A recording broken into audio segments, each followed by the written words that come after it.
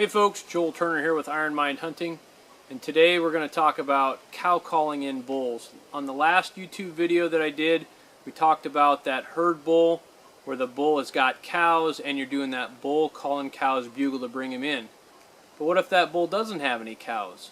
So if you're hunting this satellite bull, what you want to do is you're going to want to cow call that bull in, but there's some specific principles that you need to know before you try that.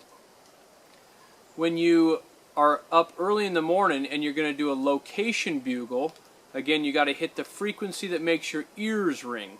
So a location bugle would sound something like this.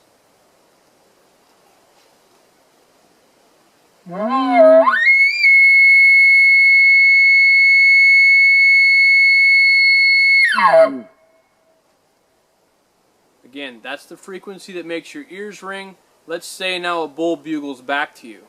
So when that bull bugles back to you, your next job is to figure out if he has cows or not. If you know he has cows, if you can see it, then you're going to go in, get close to those cows, and do your bull calling cows bugle. But let's say a bull bugles back to you on that location bugle, and then you get closer to him and you still don't know. You can't see that bull. You still don't know whether he's got cows or not. So you're going to relocate that bull with a cow call. Again, if you went in and relocated that bull with a bugle, you're just another bull that's coming closer to his cows. He's probably going to round those cows up and scoot. So if you want to be non-threatening on the relocation of that bull, go in and cow call to that bull just a few times. Would sound something like this. Pretty loud cow calls.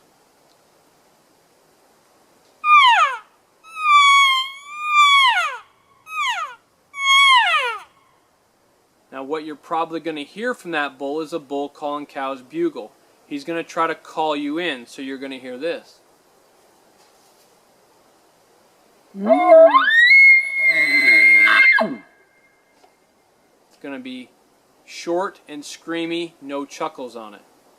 That's where he's trying to call you in.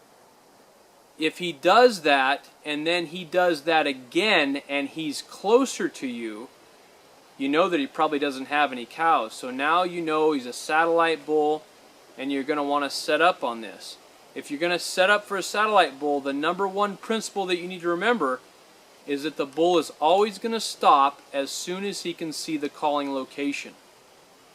So knowing that principle, everybody deals with hang-up bulls. So that bull only comes into 80 yards, and then everybody's like, well, I'm trying to get it past that, and they're not very successful in getting a bull to come past the hang-up spot. But with the setup I'm talking about, if the bull gets to the hang-up spot, he should already be shot. So let me tell you what I'm talking about. Most people, or a lot of folks I see on TV and such, they will set the shooter first. They'll put the shooter in place, and then they say, okay, I'm going to go back 70 yards or whatever. And they go back and then they call, hoping to bring that bull past their shooter. But in reality, that's somewhat backwards because of that principle. We know that the bull's going to stop as soon as he can see the calling location. So again, knowing that, let's set the calling location first. So you're going to call from right here, you're going to look out in front of you, and at what point in the terrain is that bull going to be able to see my calling location? And then once you establish that, where he can see, you have then established the hang-up spots. So set up the calling location first, establish where the hang-up spots are out in front of you, and then move your shooter on the elk's side of the hang-up spots. If you've ever seen a bull come to a hang-up spot, they're just walking through the woods. Very little suspicion is going on until they get to the hang-up spot. And you've seen it before. As soon as they get to the hang-up spot, their head becomes erect, their ears go forward, and now they're on radar mode. And usually people have tried to, draw at that point, and it doesn't usually work out very well. That bull is going to stop as soon as he can see the calling location. So set that first, establish the hang-up spots, move the shooter on the elk's side of the hang-up spot so that that shooter can get that bull as he's coming to the hang-up spot. Again, if that bull makes it to the hang-up spot, he should already be shot. It's very easy to call bulls to a hang-up spot, very difficult to call bulls past the hang-up spot, because that is not natural. So again, if you've done your location bugle, you get in closer to that bull, relocate with a cow call. He'll do that bull call and cow's bugle back to you, and then if he does it again and he's closer, probably doesn't have cows, so set up accordingly. If he bugles again and he has not moved, probably a herd bull. Therefore, you're going to go in, try to get close to his cows, and do that bull call and cow's bugle. So once you have everything set up, you've established your calling location, you know where the hang-up spots are, you have moved your shooter accordingly, then you can do your cow calling. Or let's say maybe you're by yourself. If you're by yourself, you have to establish the same calling location, same hang-up spots, but then you yourself, after you have called, would move past those hang-up spots.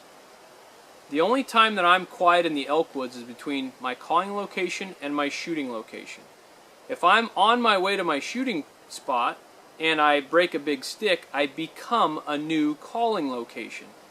So I have to, with new hang-up spots, so I have to look out ahead of me. If I break a stick, stop, look out ahead of you, establish your new hang-up spots, and then move past those. So what would the cow calling sound like? It would be an estrus cow series. Some longer, drawn-out mews, also some voice mewing, and just estrus type sounds. Would sound something like this.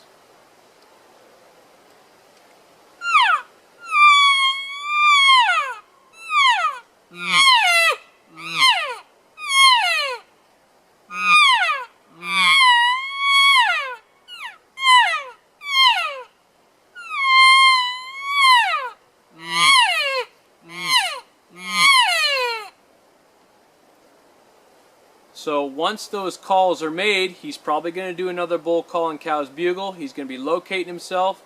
If you're by yourself, you've got to move swiftly to that shooting position.